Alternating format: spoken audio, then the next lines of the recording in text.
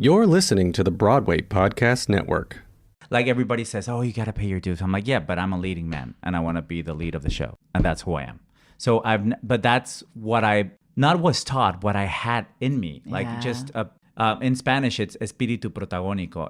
In English, it would be like a protagonist spirit. Like, you know what you're good for.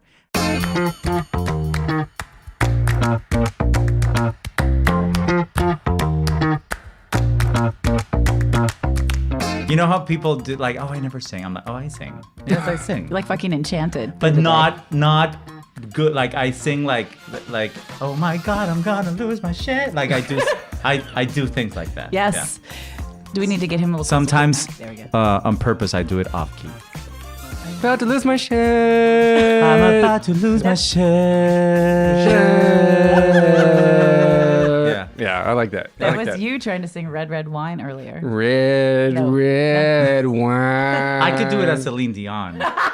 You have not lived until you listen to my Celine Dion impression. That's why you need to do Titanic.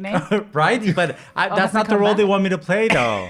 I'd be a great Celine. They want me to be the villain, which I will totally play. I told my agent, tell them, yes, I'm interested. So, but. All right. Should we do the intro? Yeah, let's intro. All right.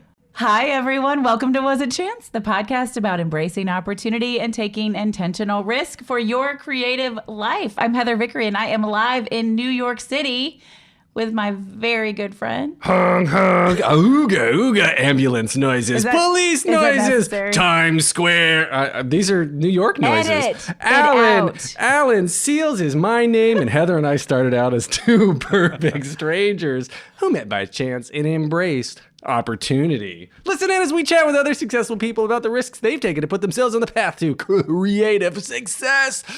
Did that all in one breath. But why? Was it necessary to do it all in well, I don't want to stop in the middle of a sentence like a 3-year-old, but then anyway. If you're listening, we encourage you to breathe.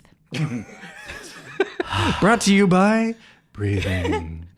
Alan. Yeah. We're in person. We are together. We are. In Times Square. We are. Hence the noises that you heard. No, those obviously. were not. That was Alan making those noises. Ooga. Did you hear that old-timey horn? Who's with us? Mauricio Martínez. He's a major international star of both stage and Stop it. What? Act like a grown-up. Okay. He's a major international star. I didn't say act like a boring grown-up. Oh, well, you didn't. Okay. Like a grown-up on meds, right?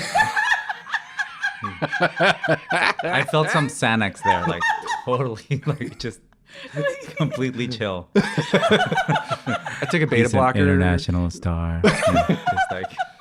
Let's talk about sweaty balls. It sounds like, remember the Good Times from SNL? Yeah, Molly Shannon sweaty and balls. Yeah, sweaty balls.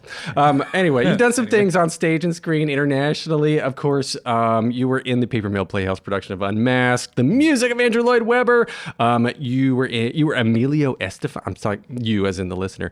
My guest was Emilio Estefan. Well, you're looking at him. I am. This is weird. We're like in person now. He knows what he's done. Emilio Estefan in Broadway's On Your Feet led the national tour of the same name. He's got... you're reading your intro and not the one I wrote. But that's fine. I did that, yeah. Yep. I'm rewinding. Emmy winner for the TV show El Vado on NBC Universo. I mean, this dude was a household name in Latin America forever. You're a telenovela star.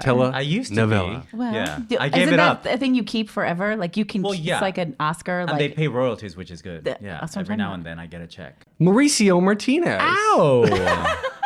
Hi guys. Mauricio. How are you? Thank you. This is every episode we're like, next time we're gonna get the intro better. This is a good intro. And it you never act like an idiot every time. No, I just act like me. That's the difference. Oh, that's not true. That's nice. Right? To act like yourself. Or an idiot. Whatever comes first. Whatever happens naturally. Shut the fuck up, Alan. Shut the fuck up. Wow. Alan. So but you got to do it off key. Yeah. Shut the fuck up, Alan. That's good. I like it. Alan. Guys, sometimes I just wonder how I get myself in these situations. This was your idea. I know. No. Wait, so you're friends with Lauren Yankovic. Lauren. Yes. I was back on... Oh, Jaime Camil. Yes. Yeah. Oh, that. I was back Who plays Rogelio is his name? Rogelio. Yeah, the telenovela star. He's Yeah. He's very funny. I love him. fantastic in Yeah. it. He did the Mexican version of Ugly Betty. Oh my gosh. In Mexico. Yeah. And he used how I got to know him was I was a contestant in Mexican Idol 20 years ago. And he was the host. I love that. And that's how we became friends.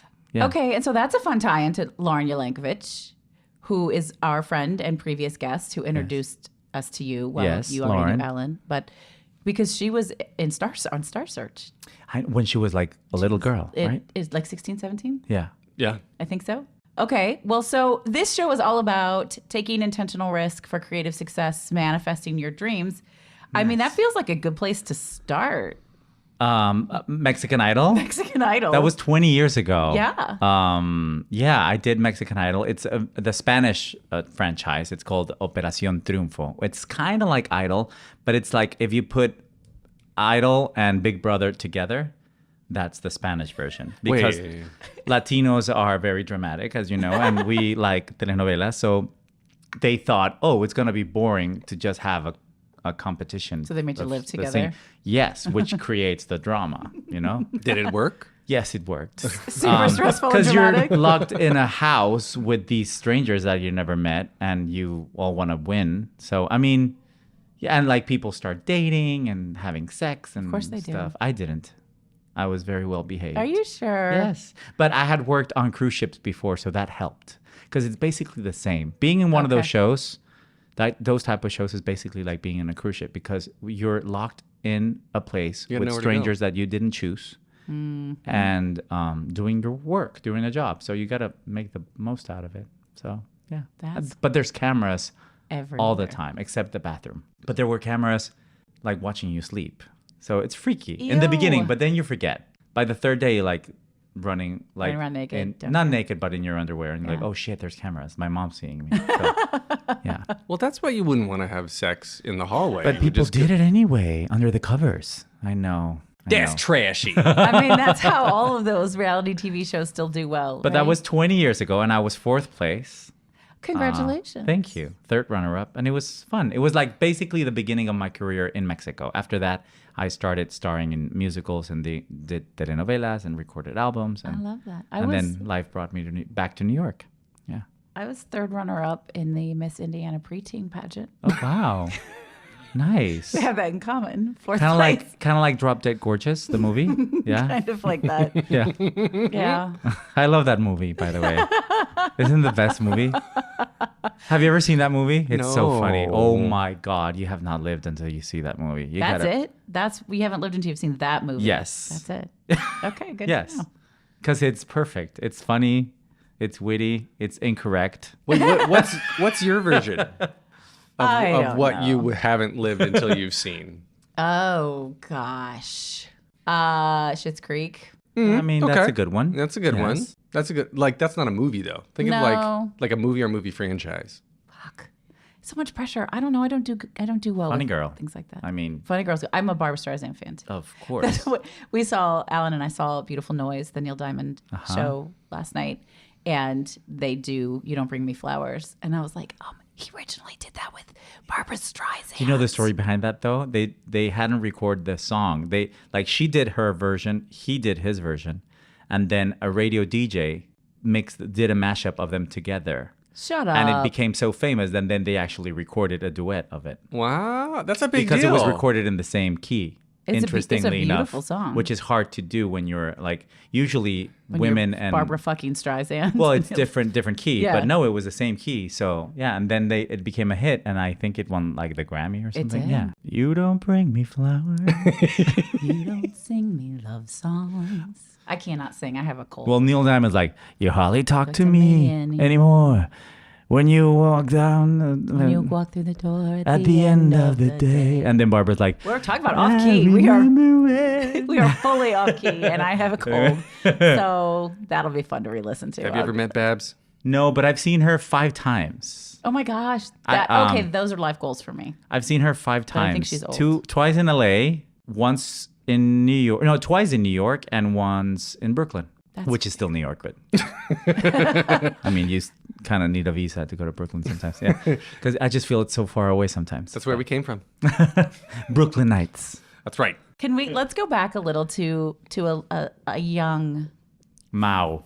Mao, is that what your family That's short. called? Yeah. Okay. That's short for Mauricio. Mauricio. Okay. Mao. Tell us about What age do you want me to go to? Well, when you were born. No, I'm kidding. I'm kidding. When did you know that there was something creative ready to burst ever out since of I can remember. My mother's a painter and a fan of music and musicals, but old Hollywood musicals. So and I was a very hyperactive kid. So when I would go get home from school, I would have lunch and then automatically she would pop in a movie or something. So I would do my homework watching Grease and Sound of Music and Hello Dolly and all these. Did you dance and sing for the house? Of course. Yeah. I thought I was John Travolta and Gene Kelly and then as I grew older and then Patrick Swayze. Yes. And then I discovered MTV. So I would obsess with Michael Jackson and Janet Jackson and Paula Abdul. And then I also liked rock. I liked Great White and Whitesnake and Bon Jovi and Motley Crue. And then being from Mexico, of course, I also listened to Spanish music, Mexican pop mostly. So I knew that I wanted to do that. But it was thanks to movies and television. Not theater. I wasn't exposed to theater until a older age. But I knew that I wanted to do that. I wanted to sing. I wanted to dance. I wanted to act. I would put on shows at school. There was this one teacher, my math teacher at first grade, that I was flunking, but she knew I had a singing voice. So she would ask me to sing a song in front of the class. For extra credit? To pass. I love that. Wow. So that's a good teacher, actually. That's the first time I realized that I could use my voice for something other than fun. I could use it as it's currency. Yes. And I'm ooh, this is interesting. So I knew I could do something because I could sing. Ever since I could remember, I could emulate, if I was, I don't know, watching Grease and I wanted to sing like John Travolta, I sounded like John Travolta. Or if I was watching, I don't know, Thriller by Michael Jackson, I'm so I would sing and dance like him, and it sounded pretty much the same. So I knew I had something, and I was never shy about it, and I just knew I wanted to do it. The Mexican Idol then, was the first time that you put yourself out there? No. I had already studied here in New York, because Idol was when I was 23, and I came to New York at 18 to study. I came to study performing arts. No, I started very, very young, singing at church, singing at a choir. Then when I was around 15, I discovered that most of the movies that I watched came from New York, from a place called Broadway, and that it was big time theater, and I fell in love with it. I mean, this was before internet and everything. But I just fell in love with it. But it was the first time that I put myself out there, nationally, internationally. On TV, yes. Before then, I came to New York, I studied here, and I auditioned. I was an extra in Sex and the City. Then I sang on cruise ships for a while. I did everything. I modeled jingles. I never waited tables, though. Really? Lucky Because you. I knew I was gonna suck at that job. I would probably eat the food before it got delivered to the table, So I was With your no. Diet Coke? Yeah, but I was always very creative. So when I graduated school here, New York is a very expensive city. I created my own teaching Spanish method. So I would go to Wall Street. I created these business cards with my name and my beeper. Remember beepers? Oh yeah, I have one. So I would pass them on Wall Street to people that I thought looked very American and needed to learn how to speak Spanish. Needed to learn how to speak Spanish.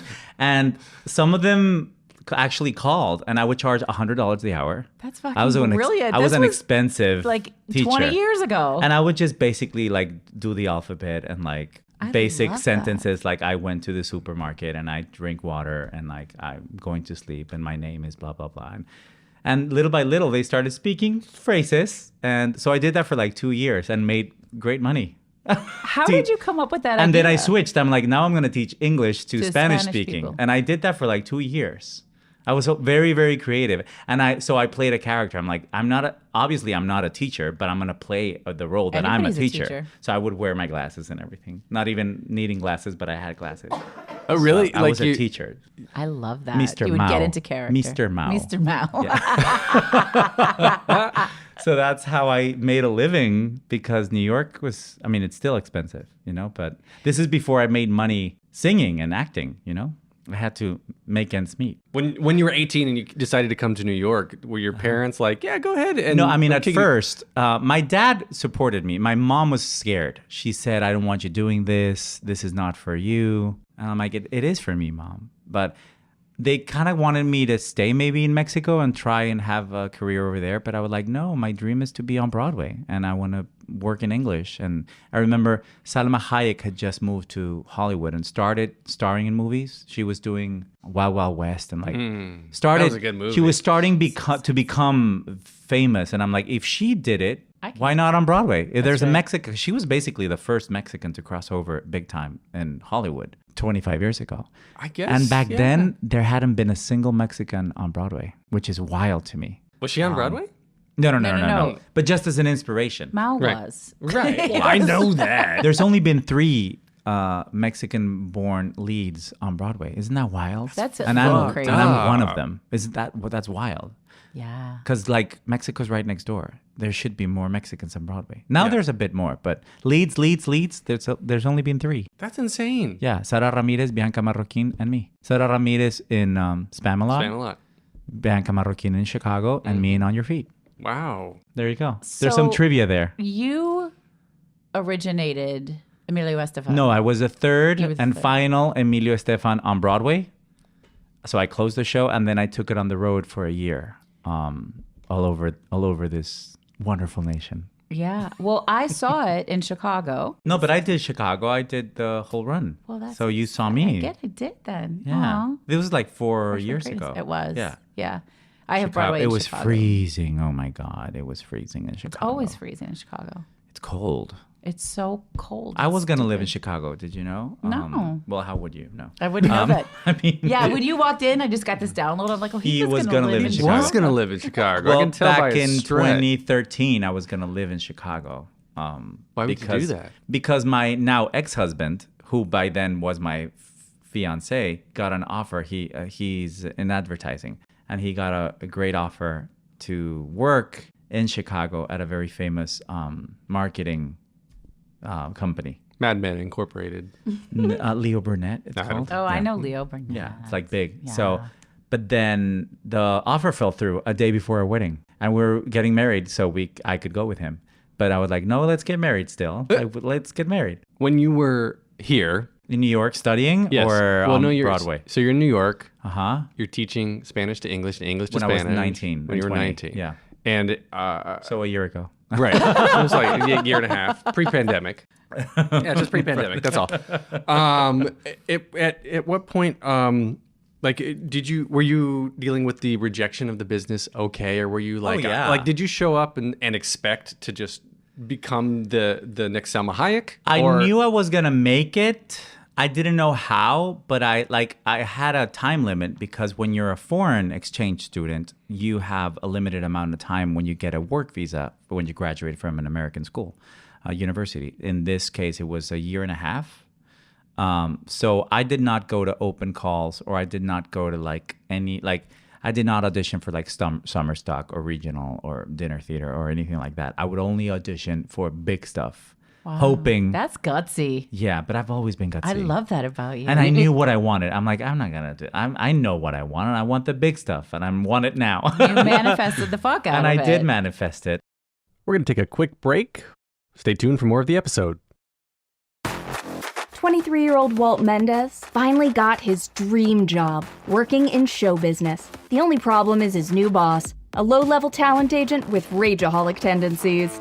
You're a nice person, Walt. That's going to be a problem.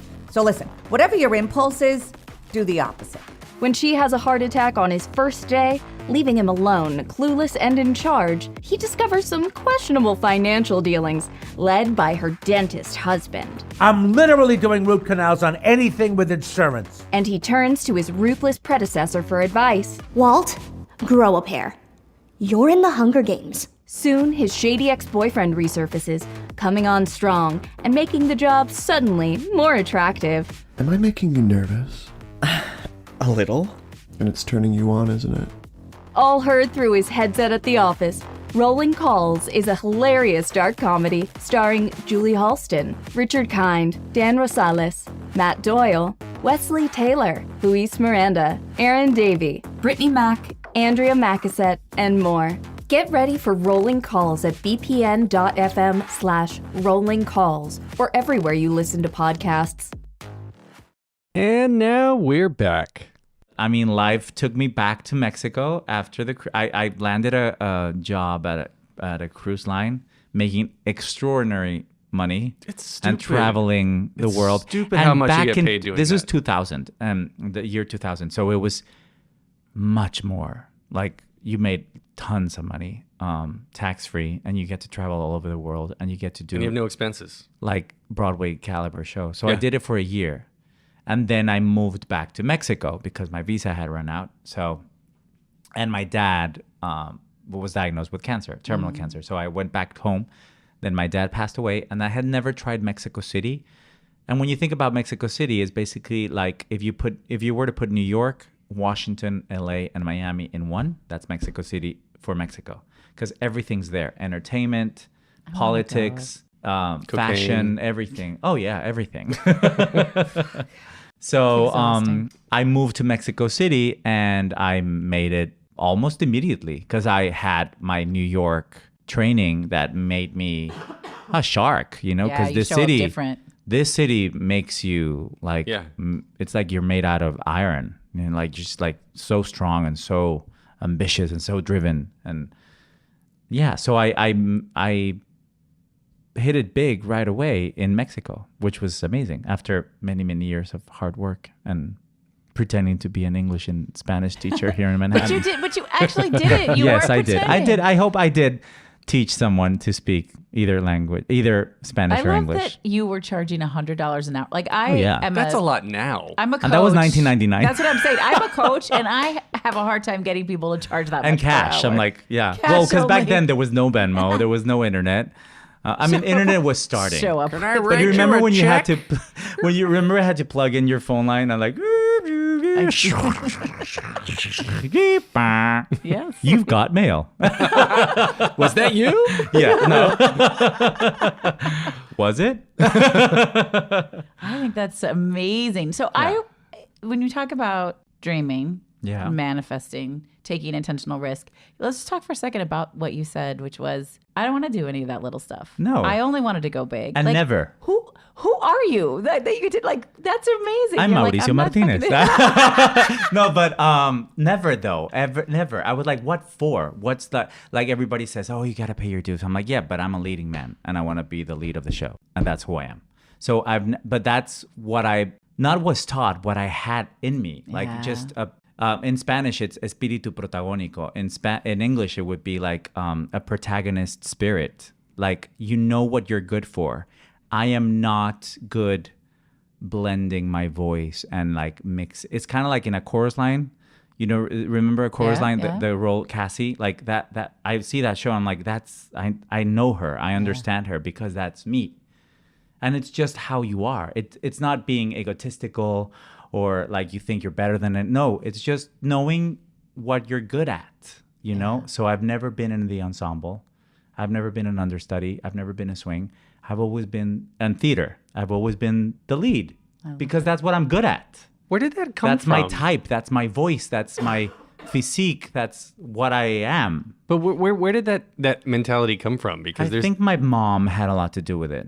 Because there are so many. It's so beautiful. It is beautiful, and there are so many people that it takes, into their 30s and 40s and beyond to be comfortable with embracing what makes you different. Right. And you came right out of Mexico City, landed in New York with that mentality at 18. Ever since school. Since school. You could ask people that went with me to school. Like one of them's Peppermint from RuPaul's Drag Race. Yeah. I love that. She went to school with me. She actually taught me how to wear makeup for the first time. So I love you, Peppermint. You have to make sure she listens. Yes, of course. Okay. But I just knew who I was and what I sounded like. And I immediately understood like this type of songs I was getting at school, you know, and then when you get an agent, the types of roles you're submitted for, I'm like, oh, this is what I'm good at. This is what I am. Why pretend to be something that I'm not? Why would I go audition and try out for things that I know I'm not right for? It may take longer, but at least you know you're doing what you're meant to be. And it worked. I mean, it doesn't mean that's my way. And I'm not saying it should be everybody's way. Everybody has their own way, you know, but I certainly probably work less than a lot of other peers of mine that work more because they you know, but I'm pretty selective with what It seems like that's intentional. Yes, it always has been. Yeah. Because I get bored really easily. That's a thing too. So I need breaks from theater, especially. Like when I got bored from theater, I'm like, oh, now I'll do a TV show, or now I'll record an album. Now I'll do a concert. Now I'll write. And now I miss theater. Oh, I miss theater. So, and like I got tired of Mexico City because I'm like, I've done everything I can here. What else am I gonna do? I've done it all. Move to New York. Be an adult in New York now because I had that. It was pending, you know, that assignment in my life. I'm like, I loved New York. New York was like one of the best. It still is, but my best memories, my best years was when I was studying here from 18 to 21. I'm like, I want to live there again as an adult. So I dropped everything, like a career, great money, great roles, television, red carpets. I'm like, my car, you know, and I'm like, but I want to be a New Yorker and I want to be on Broadway. And so far it's worked, you know, so who knows? Maybe in 10 years, I'll be like, now I want to live in Hawaii. I don't know. Who knows? Yeah. I mean, I think whatever it is you want to do, you're going to do it. But you know what you want, you know, like I'm not an LA guy, for example. That's not for me. I lived that life in Mexico and I didn't really like it. I like New York. Like this is the city where I'm the happiest because it's free and I like to walk everywhere and ride the subway and me too. The anonymity. Anonymity. Thank you. I wish you guys could see his adorable smile right now. Anonymity. What a word. See, anonymity. Anonymity. I love the anonymity of New York. You know, I love that. Yeah. I love being able to like ride the subway and all of a sudden like Naomi Watts is like sitting next to you, or you're in Central Park and like Bernadette Peters is riding a bike, you know, or Robert De Niro is having a sandwich with his and no one grandson, gives a shit. And nobody gives a shit. That's the beauty of New York. Like you see it on Broadway. I've lived it. You do a show and all of a sudden like there's like hundreds of people wanting to your autograph and your playbill. And then as soon as you're done and you walk 2 steps, nobody gives a shit about you. You know? So as soon as you're around the corner. That's the beauty of New York. Because it reminds you that it's just a job. You know, we're just ordinary people with extraordinary jobs. Yeah. We're not extraordinary. We're just people, you know? New York reminds you that every 5 seconds. And I love that. I love that because you can't be phony in New York. You have to be real. Because that's what I love about New York. You have to be real. Have you ever tried to go down a path that you quickly, or maybe wasn't so quick, but you realize like this is completely wrong, and like at the time it felt right, and then you had to pivot, turn around, and start over again? Yeah, Mexico City. Yeah. I mean, the musicals were great. My albums were great. I loved doing them, the concerts. But like for example, telenovelas and stuff. I'm like, really? It's a lot of work, right? I don't like the process. I don't like the product. I don't like telenovelas. But if you lived in Mexico in those days, this is before Netflix, before HBO, before like television changed, you had to do novelas, telenovelas. Otherwise, nobody would know you and nobody would buy tickets to go see you to the theater. So I'm like, okay, so if I want people to buy tickets for me to go see me in the theater, I have to be known. How am I going to be known in this country? Doing telenovelas. But I never liked the process. I still don't. It's very boring for me to do TV because you're locked in your trailer for like 10 hours and then you forget your lines and all of a sudden, oh, it's time. I'm like, oh, what was the scene about? Like, what?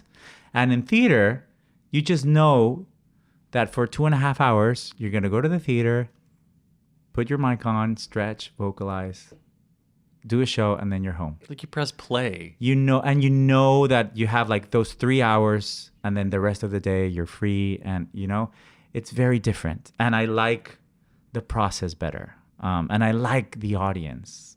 That's what I like. I mean, it's nice. TV pays well. They fly you first class, and it's nice, but it's boring. Would you do like a sitcom? I mean, of course. If I were, I mean, would you turn down a lot of money? No, of course not. But I gotta be honest about it. It has to be something that I really, really, really enjoy. Mm-hmm. Otherwise, why do it? At this age and after everything I've been through and lived, I'm like, I'm only gonna do things that I want. And I made sure that I've designed my life in order to do what I want. Like I don't have kids. I don't have tuitions to pay or mouths to feed. It's just me. So that's a luxury, but that's a risk that I was willing to take and a sacrifice, Did you always know that was not the route you wanted to take? I mean, take? in my late 30s, a couple of years ago, I was like, well, maybe, but it lasted like 5 months, Then, I mean, and my ex was very white. He's still a good friend of mine, and he knows me. I'm pretty sure better than most people. And he said, come on, Mao, your baby's your career. Like your career's your child. And he was right. Yeah. Like that is my baby to this day, and she's very jealous, or he's very jealous, or they are very jealous. Maybe my career is non-binary. So, my career's jealous of my time of, you had to pay attention to her. Yeah, that's a really interesting. Also, you're gay and your career is female. I just noticed. So well, because I think in Spanish. Well, because carrera in Spanish is female. Mi carrera. Okay. So I automatically translated in my brain, and it's in English. In English, it's female, but it shouldn't really have a gender. So wait, mi carrera. Mi carrera. Carrera. Mi carrera. You got to roll the R's. Carrera. In Mexico City, you were saying that to have people buy tickets, you had to do telenovelas, and then because otherwise they're not going to go see you. Right, they're not going to know who you are. What is the version of that now? Now with the internet, with social media, with everything. Well, it's changed, definitely changed, because now there's like Twitch stars, and now there's like influencers, and now like Netflix and HBO. Like now there's international, and I think TV entertainment in general is more global. You can be living in a ranch in Idaho and still be well known in the rest of the world because of the internet. Yes. But back in the day, you had to be in Mexico City or Miami or LA or New York, Now you can be anywhere. I have a friend who's a very famous and well-known like TV and film actress. She works in Hollywood all the time, but she lives in Mexico with her husband. So she just flies to wherever the movie or TV show for that life. is shooting in like Canada, and she's married and everything. She travels with her little dogs, like shoots the TV show for 8 weeks. With her little 2 dogs, and then goes back home to this little town in Mexico where her husband lives. And I'm like, wow, I love that. That's it. You are vibrant and vivacious. I mean, you walked in the room and you can feel it. I can't wait to see you on stage. I know that you just own it. You are a cancer survivor. Yeah, 4 times. 4 times. Bladder cancer. I just want, like, where does this wild, abundant vibration, easy for me to say, vibrant zest for life come? I mean, and how did that help you when you were diagnosed? Well, when you never think you're gonna get it, my dad died of prostate cancer 21 years ago. So when I first was diagnosed was 2010. I thank God for my now ex-husband, Emilio, because he was next to me when the doctor was giving me that diagnosis, because I forgot everything. I forgot. Sure. I was like, went into a shock. I'm like, what? But how am I? My brain just went like, wait a minute.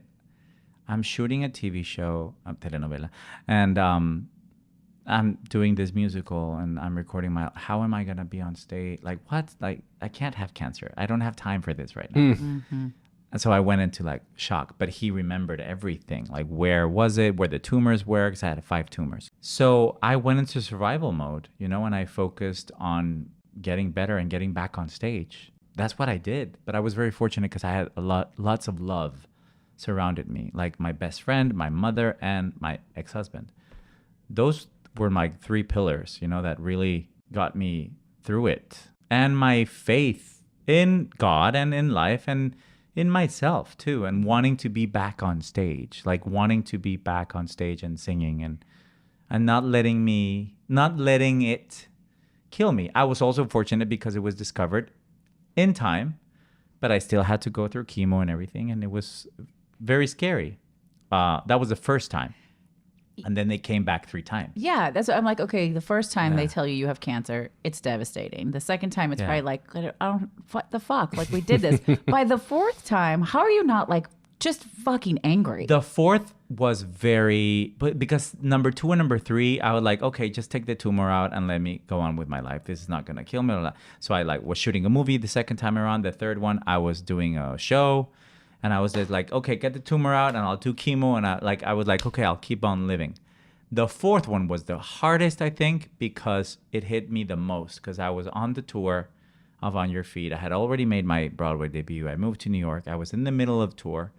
And I was in LA, in Hollywood, at the Pantages Theater with Gloria and Emilio and my mom and everything. Everyone was there. And in intermission, I went to the bathroom to urinate. And that's how you really tell that there's something wrong, because you urinate blood. It's almost like you opened a bottle of red wine. Like that's what it looks like. So next day I was at the hospital and they did a cystectomy and cystoscopy, sorry. And they showed me 4 tumors, and I had just had a checkup 4 months prior. So in 4 months, wow, 4 tumors grew. So something was going on with me, I don't know, emotionally or whatever, that 4 tumors appeared. So I had to leave tour. I was 40 years old. So all of a sudden, from being like the king of the world, before in a blink of an eye, I was back home in Mexico, unemployed, 40 years old, with cancer, fighting for my life, and very depressed. Very, very depressed. And I didn't realize I was getting depressed. And that was the hardest, I think. That's like when I hit rock bottom. You know, when I don't feel like singing, I know there's a problem. And I didn't want to even sing at all. So that's when I know, ooh, like something's wrong. Mm-hmm. But I went to two different therapists, to a psychiatrist and a psychologist. And from Monday through Friday, I would go to therapy, and I would Good for you. meditate and do everything that was in my power to get better. For 5 months, I did that, and little by little, and until we found the right combination of meds too, because I needed help. You know, I couldn't do it alone. I'm I need antidepressants and anxiety pills to fall asleep. And finally, I was clear. I was clean, cancer-free, and I started oh, I can smile again. Oh, this is me again. And I moved back to New York, and I'm okay, I'm ready. And I've been here for 4.5 years now, and clean. It's the first time that I've passed the 3-year mark. Usually, I never reached got to the 3-year mark, and now I'm about to cross the 5-year mark. So I must be doing something right. And even though we had a freaking pandemic, that was my best test. I'm oh, I think I'm good, because I'm off meds. I don't take anything anymore. I haven't been for 2 years now, and the pandemic didn't drive me insane. I think I'm good. I must be doing something right. You said something so interesting, and I resonate with it, which is in those 4 months, you said something must have been happening inside you. Oh yeah, emotionally to create tumor. I mean, that's pretty advanced. I wanted to bring this up earlier, and then we got off the topic because energy. And Alan knows I'm a little bit obsessed with the idea of quantum physics and things happening. Everything is happening all at once. It's all existing. And you create it. And we're creating it, right? I believe that too. And so that's just fascinating to me that you were well, what was happening inside of me internally? And now I look back and I go, well, of course you got cancer, Mauricio. I wanted to do everything at the same time and have a relationship, a long distance relationship, and be a Broadway star and save money and get my green card, and travel all at the same time. My poor body was just hold on, time out. You need to chill and just relax and focus on what's really important, Now I know that. Now I'm single. This is the first time that I've been single for longer than 3 years. And I'm like enjoying it. I'm single, focused on my career, on my health, on my well-being, on spending time with loved ones, and just having a good time in life. Like now I have my own apartment. I live where I've always wanted to live, doing what I've always wanted to do, in less of a hurry. Because I was in a hurry. I'm like, what's the rush? Like, just relax and enjoy. Sing for pleasure, and for you, not for anybody else. And that's when something clicked, I think, I love that. That's brilliant. I started relaxing more too, When you take the pressure off of yourself, it takes the pressure and off. you take yourself less seriously too. Yeah. You start like laughing at yourself too. And like, surrender. Wow. Yeah. Really surrender. You've declared, I'm the leading man. Like, this is it. This is the life. This is who I am. I'm here for this. Yeah. And then... But now enjoy it and laugh about it. And like, don't take yourself too seriously. Because I did. Like, remember Glee? Mm-hmm. The character that Lea Michele played? Like, that was me. Like, back in like when I was like 20 and 21 and 22. Like, so driven and so obsessed with my career. Now I'm not obsessed anymore. I'm like, now I enjoy it. I relax and enjoy it. All right, one more quick break. Hang on a second. All right, here's the rest of the episode. When you stop comparing yourself with others, which is very hard to do in this business, and especially now with like the internet and like social media and everything. But when you focus on like your own path and your own needs and what makes you happy, and and it's the little things. Like, I'm very fortunate. I live like 5 blocks away from Central Park, so I promised myself that I would go at least 3 times a week. A day. Could you imagine? Oh my God, where is he? He's in Central Park. No, at least 3 times a week, and I do it. Good. Because I live right here. Like, I live where I've always wanted to live, and if I have nothing to do, like no scenes to study or no auditions or no, which happens frequently in this career. All of a sudden you like have a lot of work and then you have nothing. Mm-hmm. Enjoy New York. Go to the museums. Go to Soho. Go to Brooklyn. Go to, like, enjoy New York. It's New York, man. It's New York. This is what you wanted. Like, now live it. Yeah. Don't complain about the cold. Don't complain about the heat. Don't complain about the tourists, because tourists pay for my bills. So. Right. Yeah. Can I ask about fear? No, I was going to Or say... failure, I mean. I know both. I know both Fs. What is the next intentional risk you plan on taking?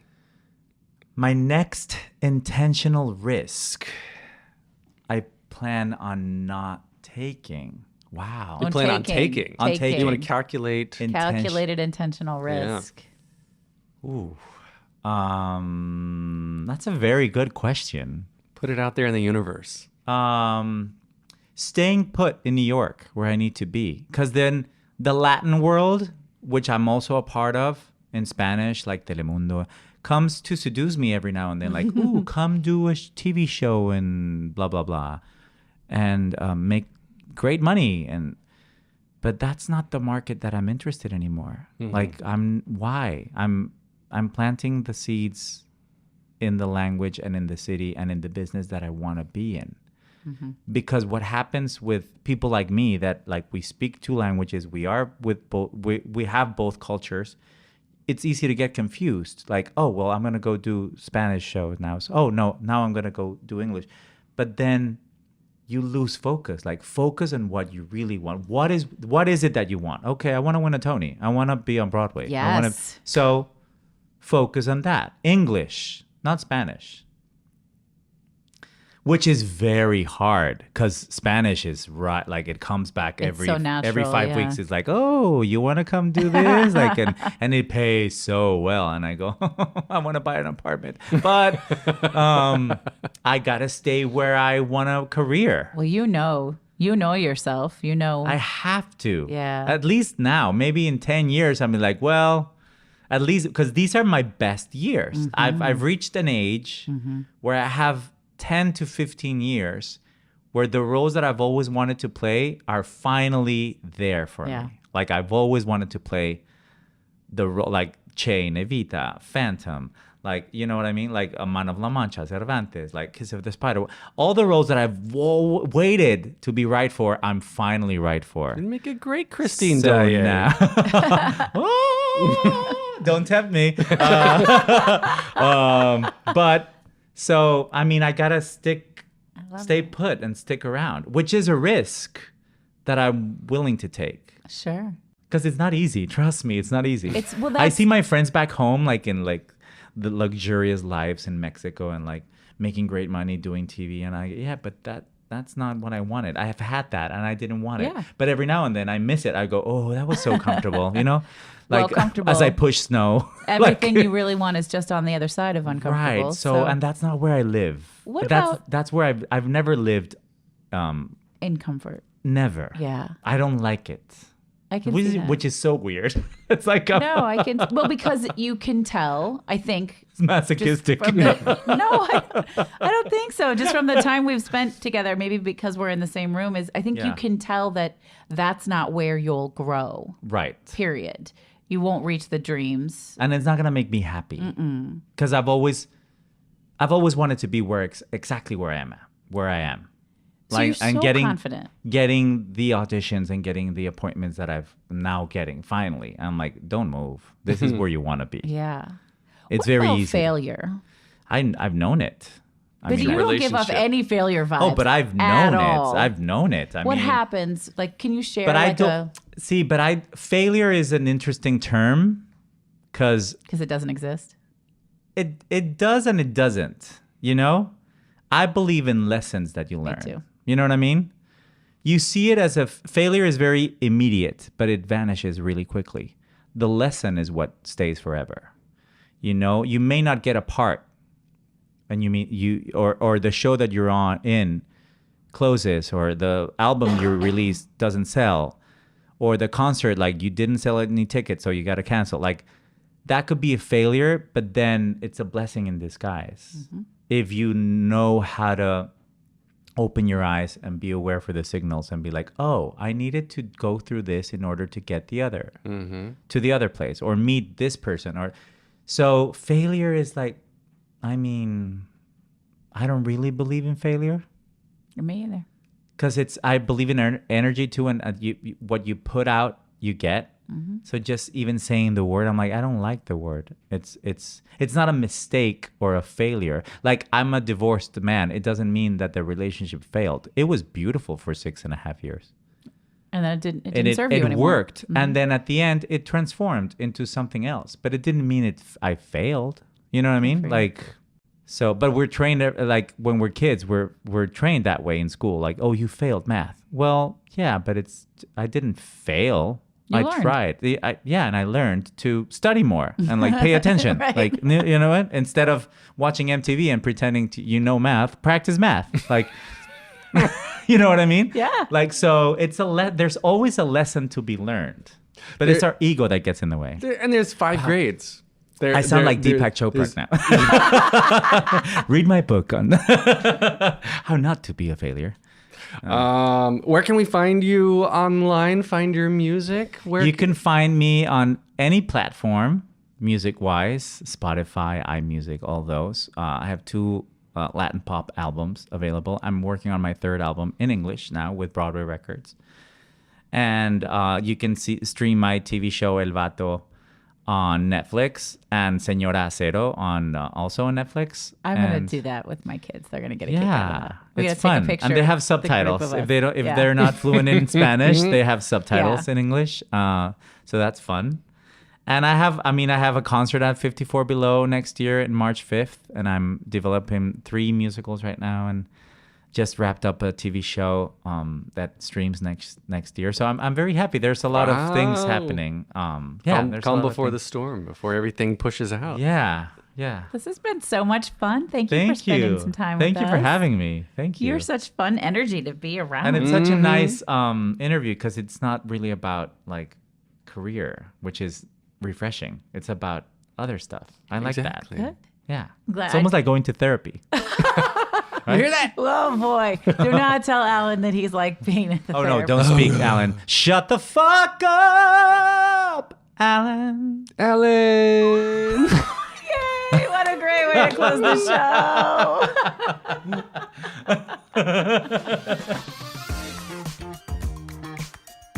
Isn't Mao such a cool guy? He's so cool, and it was really, really fun to be in the same room together, you know, looking over the lights on Broadway. And you can hear actually some real, like, noises from Times Square because we were recording in Times Square in a studio. Those were not real noises, no. Alan. Those were you. At the beginning, yes, that was me. But then throughout the interview, I have edited it between recording this outro and when we actually recorded it. So you can hear real noises. So there you go. We were live. If you're listening in your car, there are no police cars behind you. Probably. However, I do actually have a cold, and that distant cough in the background is me, and I'm sorry. Yes. We should have apologized at the beginning, but now retroactive apology, that works. I think I did tell everyone I had a cold, which is why I couldn't sing. And that's why. I can sing, Alan. But you and Mao were trying to purposely be off key, and I was like, well, that works for me because right now I definitely can't sing. Talk about Mao and purpose. Okay. This dude, I mean, we pulled it for the cold open. He was like, I am a leading man. This is what I'm doing. Yes. Nothing else works, and I'm going to go down this path. And he has not deviated from that no matter what kind of shit life has thrown at him, and including cancer four times. Yeah. His vibration is so high. Like, he knows what he wants. There's no negotiation. It's just show up and make that shit happen. And it's contagious. I mean, it is cool to be in the room with. Mm-hmm. Yeah, and I love too that, like, when he showed up in New York, just went down to the financial district and started passing out cards to like, I've never taught before. I happen to know 2 languages. I guess I'll charge $100 an hour with no experience in the teaching 90s. In the 90s, and people were taking in them cash. In cash, right? I mean, I have clients who I have a hard time getting to charge $70 an hour right now in the year of our Lord 2022. Well, this is a pretty expensive city, but yeah. Still. Yeah. Yeah. The year of our Lord 2022. I know I'm very not religious, folks, but it sounded funnier when I said it that way. No, I mean, it's beautiful to see, like, I'm going to stay on task. And that was rather than take kind of a side gig acting job or serving or working at like dinner theater or whatever to quote unquote hone his craft. He's like, no, fuck that. I'm a leading man, and then I'm going to hustle these Wall Street guys. Mm-hmm. And he amazing. did. And he was great. And then now, too, he even said something, too, that was really cool to hear. And he said that he works probably less than his colleagues now here in New York and all that, but he's much more selective and knows exactly what he wants. More balanced. Happier, balanced, yeah. So it comes down to, like, he's, not taking antidepressants. He's going through this I guess he's put himself on the path to the journey that he knows he wants to be Absolutely. And that's no harsh on folks who need antidepressants, because they're important if you need them. 1,000%. And I think Mouse shared that he was on them for a while and they really saved him. But yes, when you feel balanced, when you're doing the thing that you're here to do, when you're really showing up for yourself and taking care of yourself, a lot of really magical things come together. Mm-hmm. I love it. I love him. He's great. I do too. I want him to be my best friend with you. With a triad of best all friends. Of our guests need to I know. We have the best guests ever. I agree. We do. Okay. Well, where can we find more friends? Where can more friends find us? Where can more friends find us? You can find us anywhere that you enjoy podcasts. Obviously, you're listening right now. Share it, like, subscribe, follow, review. Give us all those stars, because it warms our little hearts. Our star-needing hearts. Our star-needing hearts. We are on Instagram at Was It Chance.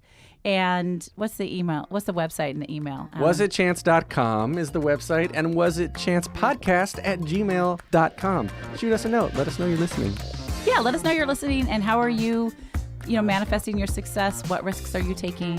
All of that fun stuff. So you've been listening to Was It Chance, the podcast about embracing opportunity and taking intentional risk for your creative life. I'm Heather Vickery. And I'm Alan Seals. We'll see you guys soon. Yay for outros.